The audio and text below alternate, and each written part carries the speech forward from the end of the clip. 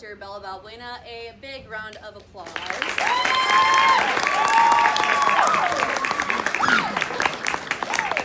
Hello, everyone. I'm Kiera Dacey. Unfortunately, my assistant, Bella, is not going to be here today because she got stuck at work. So, welcome to The Miraculous Journey of Edward Tulane. I'm just going to start off by why I chose this play. On my third grade field trip, this was a show that was performed on some type of stage. To be honest, I don't remember the name of the stadium that we were at, or like the stage. And that's the reason why I got into theater. I watched the play. It was just so mesmerizing. The lights, the acting, just everything about it. I was like, you know what? I want to be in that play one day, just somehow. So when I found out that this theater department does student directed, I was like, I think this is going to be my show. So thank you for coming. I hope you enjoy the show. And Life High School Waxahachie presents The Miraculous Journey of Edward Tulane.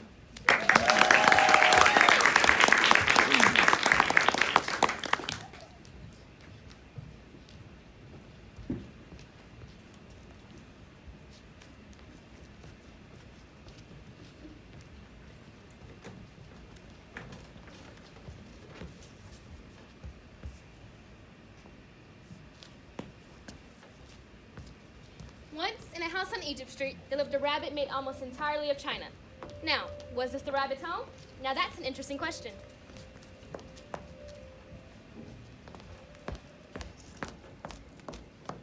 Grandmother, you're back! You didn't think I'd miss your birthday, did you? Happy birthday. For me? He's the most beautiful thing I've ever seen! You are the most beautiful, but yes, he is indeed quite handsome. What is he made out of? China, the finest china. His ears and tail are made of real fur, and he was made especially for you by the finest doll maker in Paris. Thank you! I love him! I will always love him! I'm glad. Now, what shall be his name? Edward. Edward Tulane. Well, Edward Tulane, I hope you realize how fortunate you are. And so it was that Edward Tulane came to live in that house on Egypt Street. And as Abilene said she would, she loved the china rabbit. Now, Edward said no such thing. How could he with the painted mouth after all? Now, what he was really thinking was... What? Oh, right. I do look good. Somehow I make the pinstripe work, don't I? Now, be careful you don't wrinkle my jacket. And fix the tie. I'm sure it's crooked. Now remember, when the big hand is on the 12th and the little hand is on the 3, I'll come home to you. You'll see me come right up that walk. Have a pleasant day staring out the window. The tie! Fix the tie! Oh, dear. And so, Edward Tulane spent his day staring out onto Egypt Street and listening to the ticking of his watch. And at 3 o'clock, Abilene will return. Edward, I'm home. How was your day? What? Oh, you're back. Don't move me now. It'll be dark soon and I can see my reflection on the window. Oh, Edward. I wish everyone were as considerate and nice as you. Uh-huh. Life continued this way for quite some time, a few years in fact. Abilene shared all her thoughts and secrets with Edward, and she made sure other members included him in conversation as well. Now, Edward had little patience for people. He had no interest in what they were talking about, unless it was about him, of course. Now, nobody knew this. No one except for perhaps one. One day, it was announced that the family would take a voyage on a great ship. But why don't you settle on being with us tomorrow? Because I will not, that is why. But I'll miss you. I'm glad when we are away from those we love, we miss them. I will miss you, but instead of feeling sad, I will look forward to the wonderful moment when we see each other again. Well, it sounds to me like it would be better if we just stayed together in the first place. We are all on our own journeys, my lady. We can't always be with those we love. Now tell me, will you take Edward on this journey with you? Of course. How could I possibly go on a journey without Edward? Yes, how could you possibly? Edward watches out for me. Does he? I see. There she goes, staring at me again. Will there be a story tonight, Grandmother? Yes, I believe there will be. Shall Edward listen too? Yes, I think Edward should pay particularly close attention. I don't like the sound of that at all. The story begins with a princess. princess. A beautiful princess? A very beautiful princess. How beautiful? Listen now, both of you. Once there was a princess, a very beautiful princess. She shines as bright as the stars on a moonless night. As bright as the stars on a moonless night. That's kind of nice, actually. But what difference did it make that she was beautiful? No difference. Why did it make no difference? Because she was a princess who loved no one and cared nothing of love, even though there were many who loved her. Her father, the king, said that she must marry. One day, shortly after, a prince from another kingdom came. And when he saw her, he fell in love with her. He gave her a ring of pure gold. Placing the ring on her finger, he said, "I love you." But the princess took the ring off her finger, put it in her mouth, and swallowed it. "That is what I think of love," she said. And she ran out of the castle into the woods. She ran until she couldn't anymore. And when she looked around, she realized she was lost, and she remained lost for days. Did the prince come and find her? Listen now. Eventually, she came upon an old hut. She knocked on the door. No answer. She knocked again, and a terrible voice from inside the hut said, "Enter if you must." Opening the door, the princess saw an old witch. "I'm a beautiful princess. My father is a powerful king. Help me or there will be consequences." "Consequences?" the witch said. "You dare talk to me of consequences? Very well, then tell me the name of the one you love most." "I love no one," said the princess proudly. "You disappoint me," said the witch, raising her finger, and she said one word, "Fartfiguri." And in an instant, the beautiful princess turned into an ugly warthog. The ugly warthog then ran from the hut. She ran into several men. Now these men were sent by the king to find the beautiful princess. So when they saw the ugly warthog, they shot her. Out the end. No, it can't be. It came too quickly, and no one's living happily ever after. But how can a story end happily if there is no love? Now it is getting late. It is time for you to go to bed, for a new adventure begins tomorrow. What are you doing with Edward? Saying bon voyage should I not have the chance tomorrow. I'll return him in a moment. You disappoint me. Good night. Good night, grandmother. What was that? This is why I don't listen to stories. They're always so pointless. I love you, Edward. I don't care how old I get. I will always love you. Yes, but set me on my side so I can see the stars. As bright as the stars on a moonless night. What a wonderful phrase.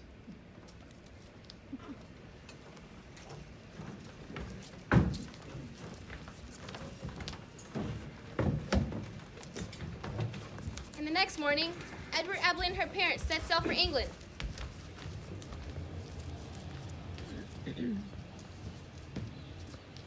Oh, let's see here, Edward. You look like you were born for the sea in your suit. Oh, your watch. I forgot to wind it this morning. Better take care of that. Hey, what does he do? He doesn't do anything. Does he wind up? Certainly not. Then what's the point of him? The point is that he's Edward. Well said. What is he supposed to be wearing? It's a suit. It's very fashionable. Suit. That's your opinion. I don't like these two heathens. Take me away. Let me see him. Stop it, young man! I demand you release me at once! No, give it to me! This is humiliating. Oh, I'm sorry. Here you are. No! Oops. Good catch, Amos. Don't throw him, made of China, he'll break! Throw him back to me. No, he's mine! Give him to me! As he flew over the railing, Edward Tulane caught one last glimpse of Abilene on the deck, holding his gold pocket watch in her outstretched hand.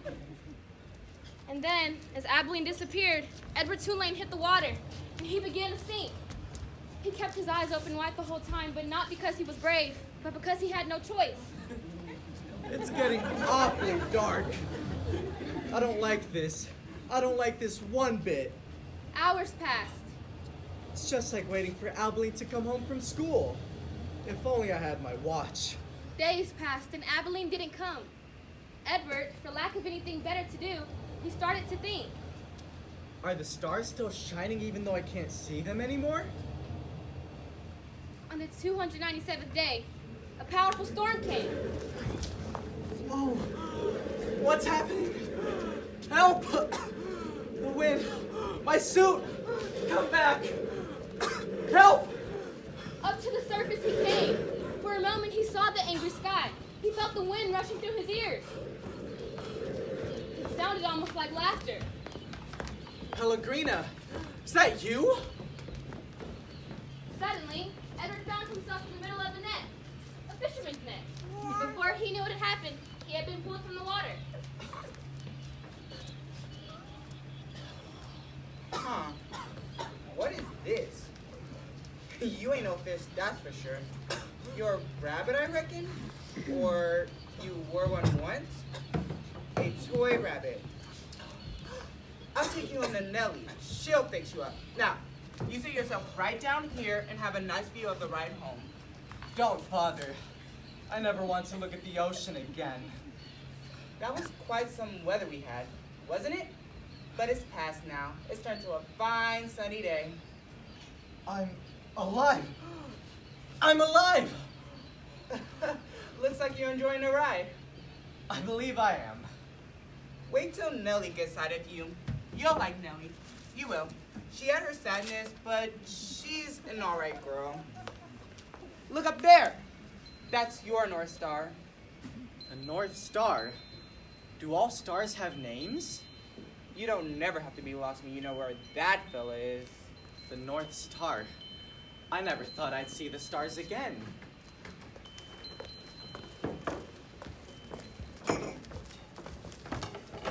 Nellie, look here. I brought you something from sea. A rabbit! Oh, Lawrence, you brought me a rabbit. Have you ever seen anything so fine? This is one very discerning woman. She's beautiful. She? What should I call her? Do I look like a girl? I was thinking, Susanna? Susanna, just right. Well now, Susanna, you'll be needing some clothes now, won't you? And the next morning, Susanna created some clothes for Edward Tulane, who was now Susanna.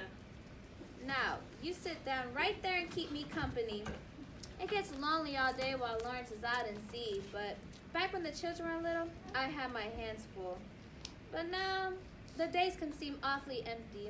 I'm sure you know a thing or two about loneliness yourself. Loneliness, yes. But now you're here, Susanna from the sea. Do you like the dress? I was never much of a seamstress, but that's the best I could do. My daughter Lolly always made fun of the clothes I made. Lolly's the oldest. Then there's Ralph, and then there's Raymond, our youngest. He died, you see, when he was just 5 years old. Pneumonia. He drowned inside of himself. It was a horrible, terrible thing. The worst thing to watch. Someone you love die right in front of you and you not be able to do anything about it? I guess you suppose I think I'm a daft, talking to a toy, but it's like you're listening to me. I am, Nellie. I am. One night, before supper, Lawrence went digging in the attic. What are you doing with that high chair? You know I don't want to see anything. It's for Susanna. I thought she'd like to sit at the table with us. I've been feeling bad about ignoring her at supper. Me? I, sir, am not a baby. I am a rabbit. You're right. Let's give it a try. I've put up with Susanna in this ridiculous dress, but I must draw the line at, I mean, really, how would you like it if someone... Oh, you have quite a nice view from here, don't you? I think she looks happy there. I believe she likes feeling a part of things. I do. After supper, Lawrence would lift Edward on his shoulder and they go out for a walk. I find comfort in the stars. I find comfort in knowing our old friends are out there watching. Our little Raymond, God bless him. He can name your constellations, 5 years old, and he can name nearly any star you pointed at. Poor little boy. The rabbit stayed with the fisherman and his wife for a few weeks. He listened to their own stories and memories. And when his own troubling memories haunted him, Witches, warthogs, oceans, darkness. Nellie was always able to comfort him. Hush, little baby, don't say a word. Mama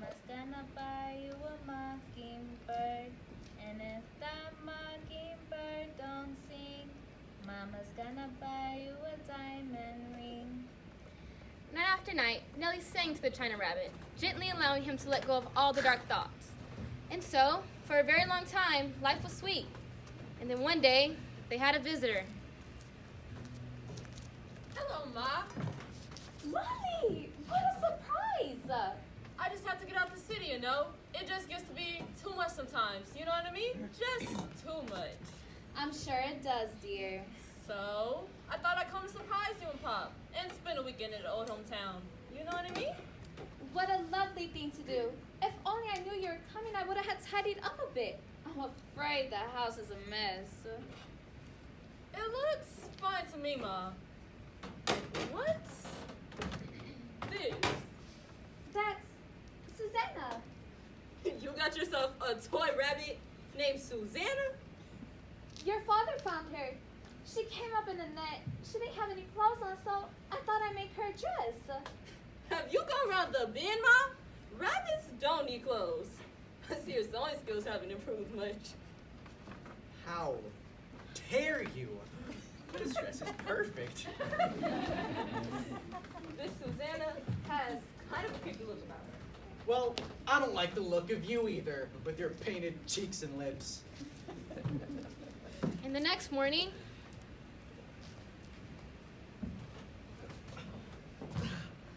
Put me down, you vulgar woman! How would you like it if someone picked you up by the ears? You got the old folks bewitched, don't you, Susanna? They've been treating you like some kind of rabid child. The whole town's talking about it. It ain't right. It's sick. That's what it is. Well, we're gonna put an end to this right now. Hey, Ma! Yes, dear? I'm gonna take the truck and run some errands. Nellie! Lawrence! Help! Lolly took Edward to the town dump. She threw him into the garbage pile, and she drove away, leaving him all alone. I'll show her. I'll pick her up by the ears and throw into a garbage pile. That's what I'll do. More days passed, and more garbage was thrown into the pile. And soon, Edward was completely buried. Weeks passed, and he lost track of time.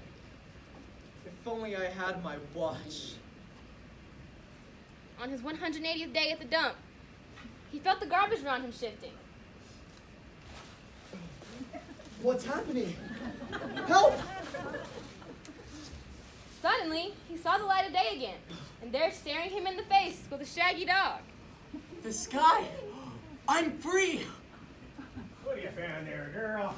Stop it! Nah, you think you found the markings of a delicious rabbit pie, do you? Never put in your mouth ever again! Well, this particular rabbit won't make for a very good eating. He's made of China. You're a toy, aren't you? Somehow, you got separated from the child who loves you. Abilene loves me. So, Malone, you are lost. Well, Lucy and I are lost too. If you like, you can be lost with us, huh? I found it much more agreeable to be lost in the company of others. My name is Bull, and this here is Lucy. Would you care to join us? Well, as long as that dog doesn't. Look, Lucy, Malone has said yes, he will travel with us. Isn't that swell? And so it was that Edward Tulane took to the road with the hobo and his dog. Now, Malone, I hope you understand that we are always on the move. We walk mostly. Sometimes we'll enjoy a ride on the train. If there happens to be an empty boxcar available. Occasionally, we hitch a ride to the back of a farmer's truck. We are always moving, though. In truth, we are nowhere. That, my friend, is the irony of our constant movement. This seems like a downright comfortable place to spend the night. What do you think, Lucy? Yeah, I don't think anybody will mind if we sleep here. Now, Malone, I don't suppose your kind sleeps very much, so I'll lay you so you can look up at the stars. Thank you.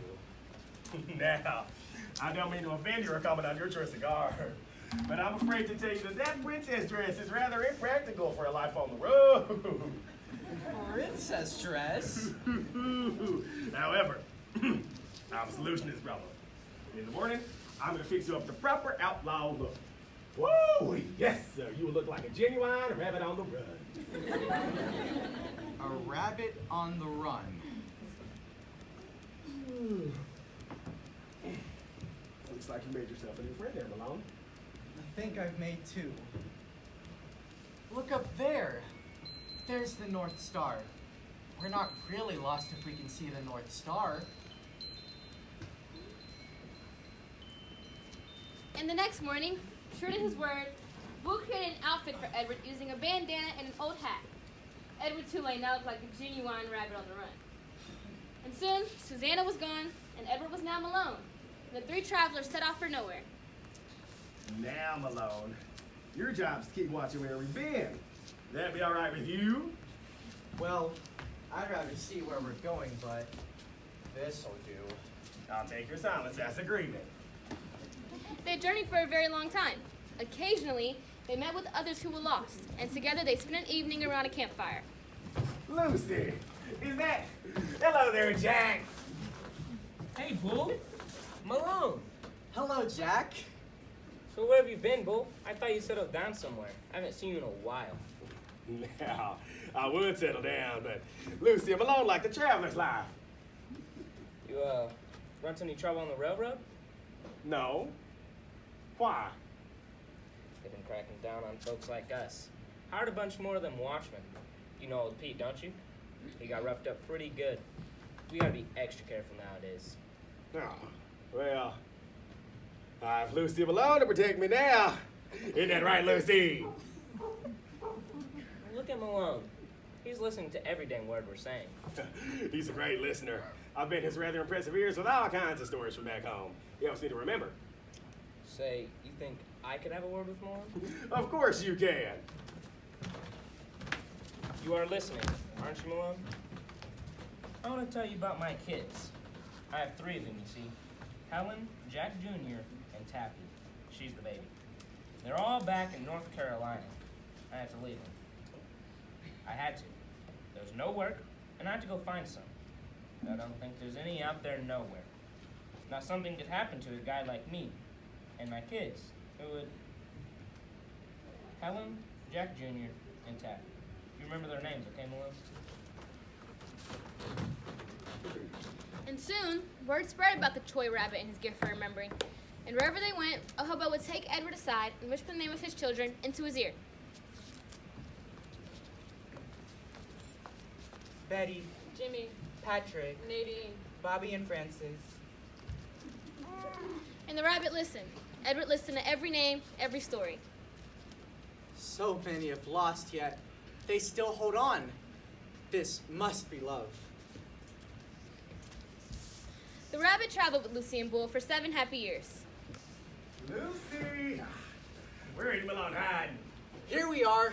What? Well, I'm gonna get you, sneaky pair of bandits. Run, Lucy. You'll never catch us. And then one night, in a rail yard outside of Memphis, Here's an empty boxcar. In you go. Malone, you keep the first watch.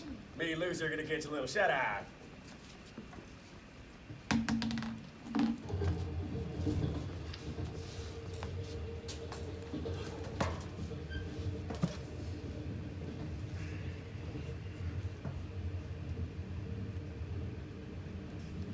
Bull, someone's coming. Bull. Well, well, well. Look who we have here. Hey, you bums, wake up. Shut up. Lucy, you don't have to get my dog, mister. It's not her fault. You dirty bums. You think this is a motel? Well, it ain't. Not on my watch. What do you think gives you the right to ride for nothing, huh? What do you think gives you the right when working stiffs like me gotta pay on our own way? Answer me. We are lost. Lost. I bet you're lost. Lost in a bottle. That's the trouble with you bums. You don't know anything about us. Oh my goodness. What's this? Malone. Malone, huh? Now I've seen everything. A bum with a toy rabbit. It's all right, Lucy. Sure it's alright.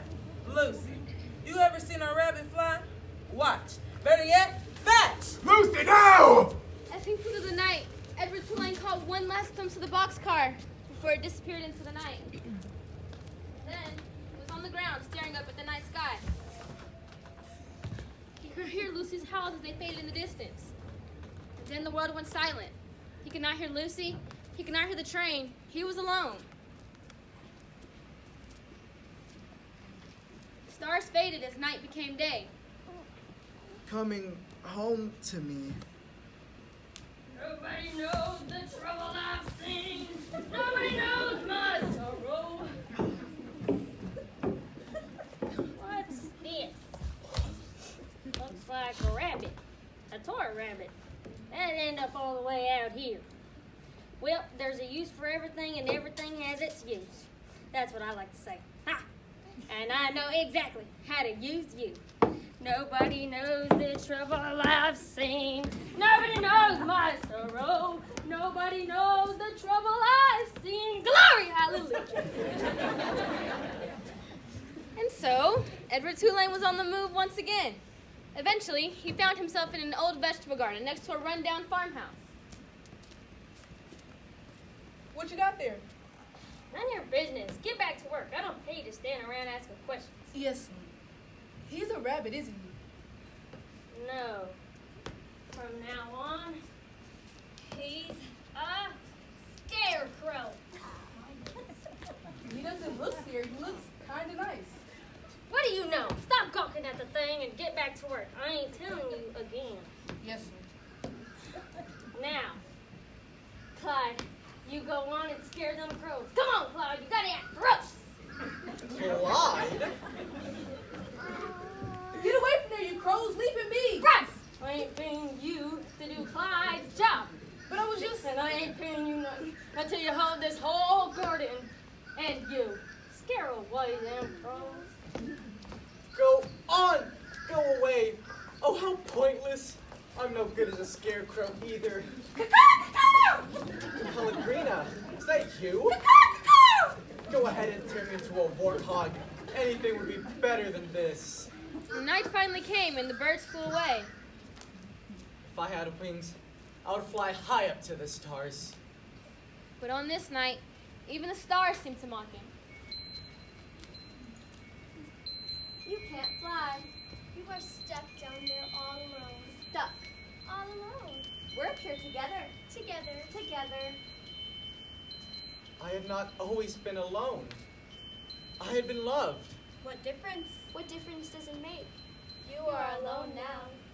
You are all alone. You are alone. Alone. Alone. Useless and alone.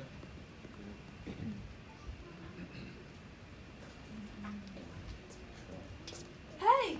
I bet you didn't think I'd come back and save you. Save me? But I'm Clyde the useless scarecrow. See? I saved you. Now let's get out of here before that old lady catches us. You saved me, but for what? My little sister had a baby doll made and kind of just like you.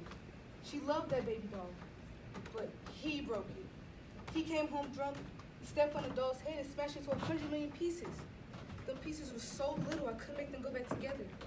I couldn't. I tried and tried. Sarah Ruth ain't had nothing to play with ever since. He won't buy her nothing. So, you want me to be a replacement for a doll? He says she don't need nothing because she's sick and ain't gonna live. But he doesn't know. They arrived at a small and crooked house, not much more than a shack. Sarah Ruth, you gotta wake up now, honey. I brought you something. That's all right. You go ahead and cough all you want. You want to see what I brought you? You gotta close your eyes now, honey. All right, open them. A dancing doll. Go on and have a good laugh. Rabbit! Yes, I'm a rabbit. He's yours, honey. Mine? Yours. I got him special for you. Special. For me. Special. Baby. I knew from the minute I first saw him, you two belong together. What's his name gonna be?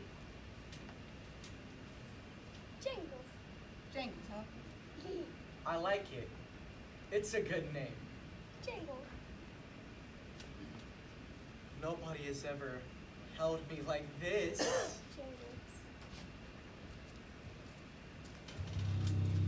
Bryce and Sarah Ruth had a father. That night, after the brother and sister had fallen asleep, a tall, dark figure appeared above Sarah Ruth's bed.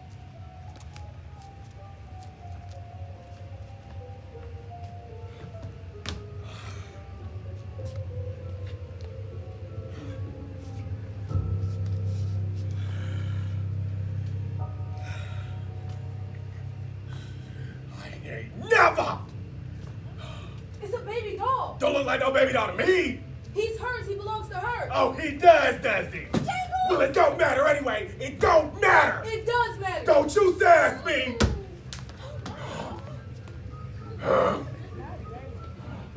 And their father left. I'm alright. He hardly touched me. But he'll feel bad about it and won't come around for a while. But that's just fine with us, ain't it, Sarah Ruth? Bully. That's right. He ain't nothing but a bully. Now you go back to sleep, okay? I wish I could protect you from him. I wish I could. More days passed. Bryce went out to find food for his sister every morning. Edward Tulane spent all his time with Sarah Ruth. Most days, they played with an old cigar box filled with buttons. I wish I could protect you, but I can only... You just hold on tight. Pretty. Hey, honey. I brought you a delicious biscuit, the one you like best. I'll hold Jingles, and him and me got a surprise for you. But only if you eat the biscuit, okay? I had this idea the night I broke into you. No more. But honey, you gotta keep your strength. One more bite, please. No. Can't. Well, I guess you had enough. Are you ready for the surprise? I remember when you was really little, Mama used to hold you and dance you around the room. Well,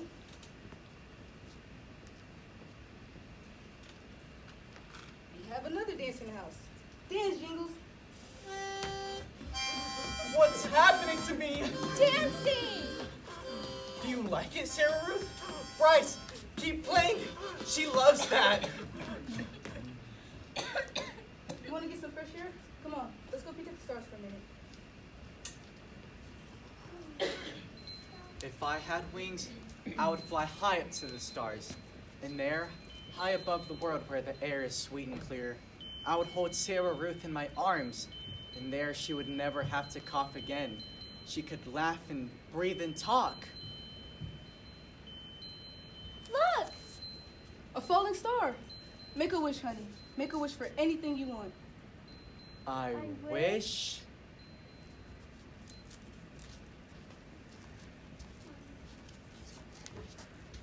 More days passed. Sometimes the father came home, but most days he did not. Every evening, Bryce played the harmonica, Edward would dance, and Sarah Ruth grew weaker. Why isn't she laughing? Keep playing, Bryce. Please, honey, you gotta try to eat something. Try for Jingles and me. No, can't.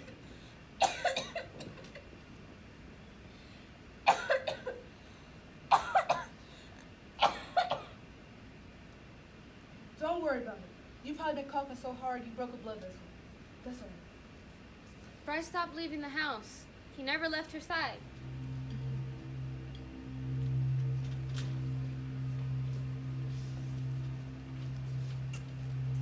Breathe, honey. Breathe. Breathe. Please. Please, breathe. Then one morning in September, 6 months after Edward came to the shack, Sarah Ruth stopped breathing. She's gone, Jingles. Gone? Where did she go? Ain't no reason to stay here anymore. Come on, Jingles. We're going to Memphis.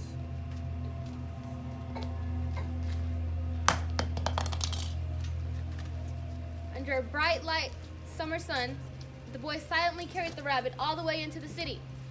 While Edward danced, Bryce played the harmonica, and he set out Sarah's button box so people could set pennies and nickels into it. On and on, Bryce played the harmonica, and Edward danced.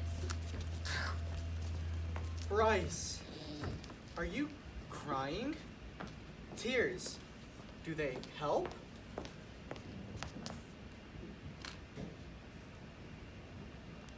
Lagrina? Come back! Help me! I've learned how to love and it's a terrible thing! Help! I'm done. I ain't gonna cry anymore. We got enough money to get something to eat. Come on, Jangles.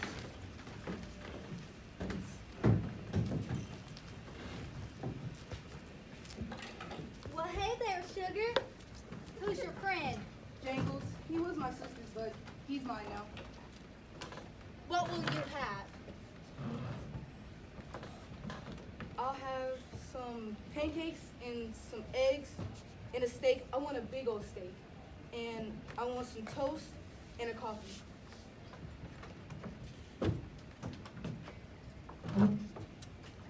Well, you was hungry for sure. Yes, ma'am. Is there anything else I can get you?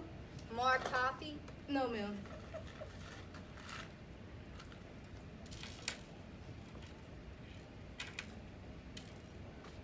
Is there a problem, Sugar?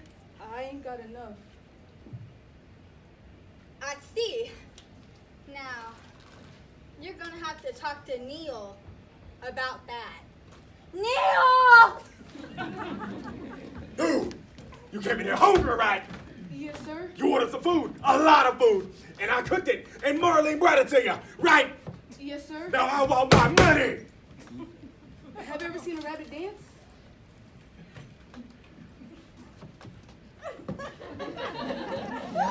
What?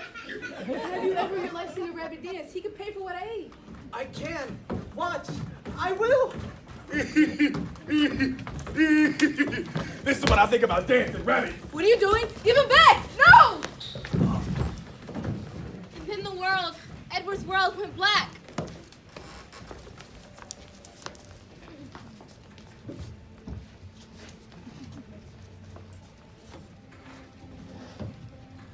Hello, Malone.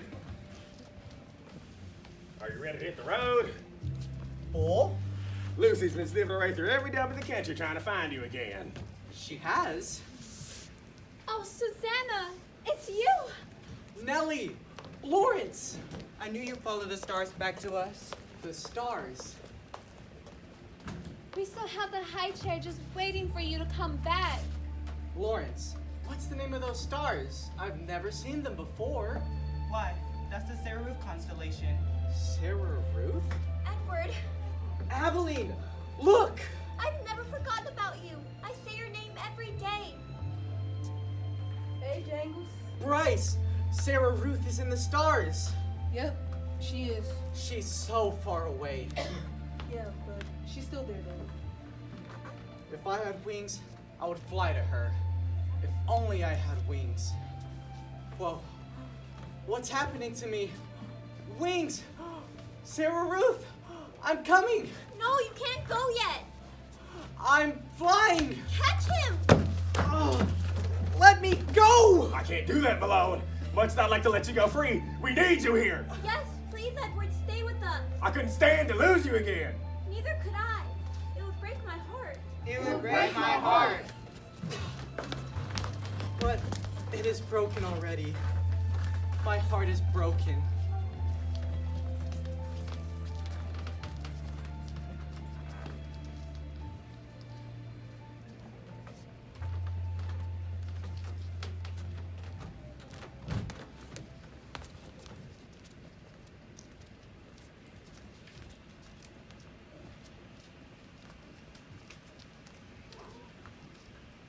Exceedingly well made. A work of art, I would say. Yes, I would. A work of art. You don't see craftsmanship like this very often. French, I believe. Yes, French. How did you end up here, so dirty and abused? Well, dirt be dealt with. I fixed your broken head, and now I'll fix the rest of you. Where am I? Ah, there you are. You're listening to me now. Your head was broken. I fixed it. I brought you back from the world of the dead. But my heart is still broken. No need to thank me. It's my job. It is. I'm Lucius Clark, a doll mender and a rather good one at that. Your head, young sir, was in 21 pieces. 21 pieces. A crying boy brought you here. He couldn't afford my services, so he gave you to me if I promised to repair you. Bryce. Except for the cut of his suit and the faint lines across his face, Edward Tulane looked almost the same as the day he left the Paris doll maker many years ago.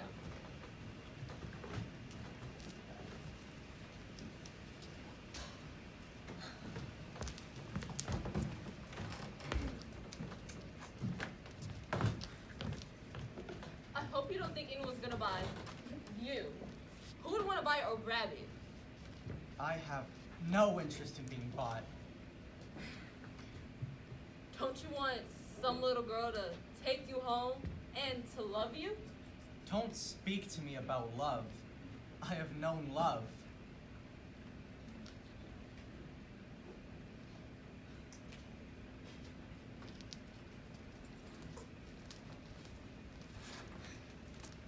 The dolls never spoke to him again. The dolls came and went. Each time the doors opened, the dolls were filled with hope that today would be their day. But not Edward Tulane. I am done with hope. I am done with love. I am done. Sit here, my lovely, right next to this gentleman. You both have much in common. You both been saved. How do you do? Hello. So, have you been here long? Yes, months and months, but I don't care. One place is the same as the other. But that's not true, silly. I've lived for 100 years and been in countless places, and every one of them was different. Some were wonderful, and some were dreadful, but they were never the same. And I was never the same either. In every place, I became a different doll. That's a part of the adventure, you know? Every time a new person comes into our lives, we start off on a new adventure. I don't care if anyone comes for me.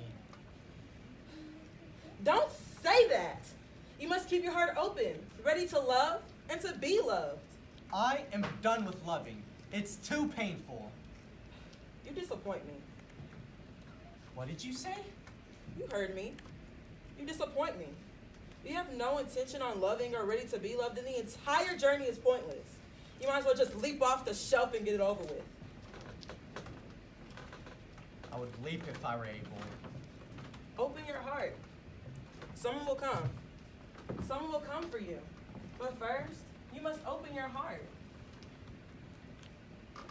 That very morning, a little girl and her mother came into the shop and took the old doll away. Even though she was gone, Edward felt her absence. Long after, he still heard her words in his ears. Someone will come. No, it can't be possible. It's too much. And how could I go through it all again? Someone will come. Weeks passed. Someone will come. Weeks turned into months. Months turned into seasons. Someone will come. Seasons turned into years. Someone will come. Then one rainy spring morning, someone finally came.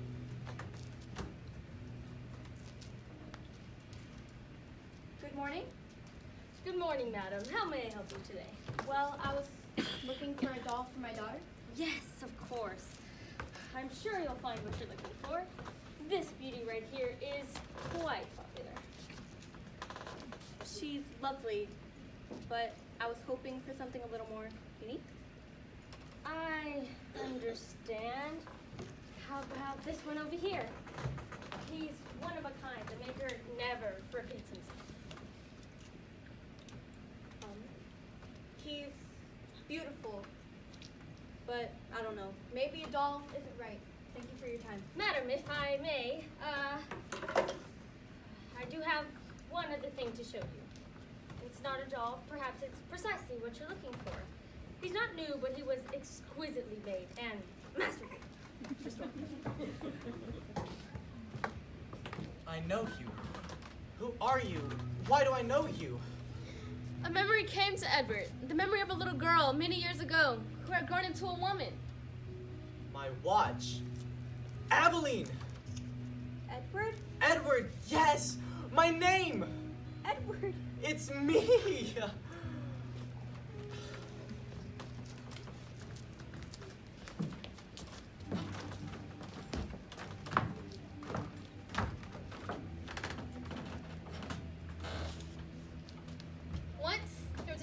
rabbit who was loved by a little girl.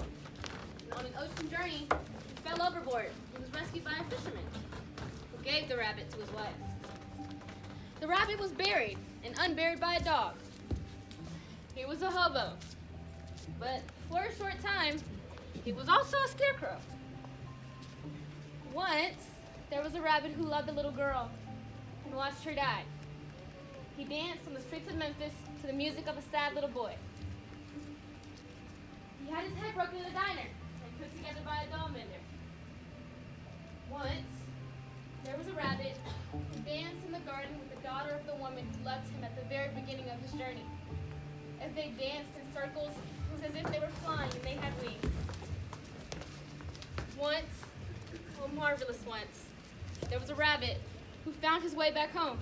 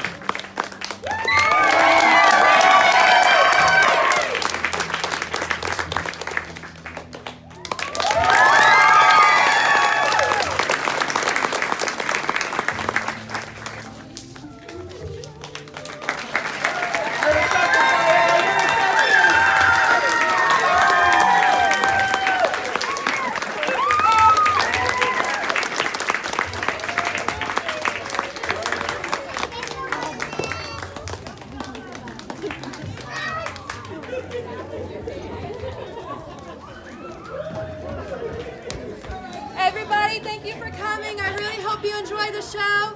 If you want, you can all go outside and you can say hi to your kids and enjoy the dessert table.